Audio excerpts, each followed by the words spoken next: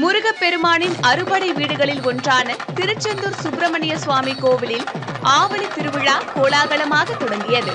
இன்று அதிகாலை கொடியேற்றத்துடன் தொடங்கிய இந்த விழாவில் ஏராளமான பக்தர்கள் கலந்து கொண்டு அரோகரா கோஷம் எழுப்பி சுவாமி தரிசனம் செய்தனர்.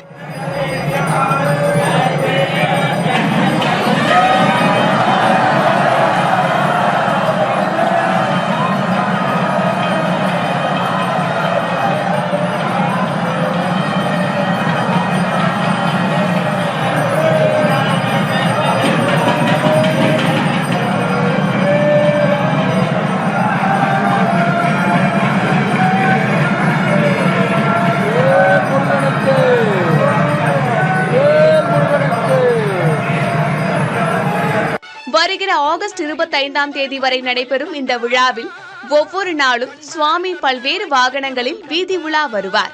திருவிழாவின் சிகர நிகழ்ச்சியான தேரோட்டம் ஆகஸ்ட் 23ஆம் தேதி நடைபெற உள்ளது.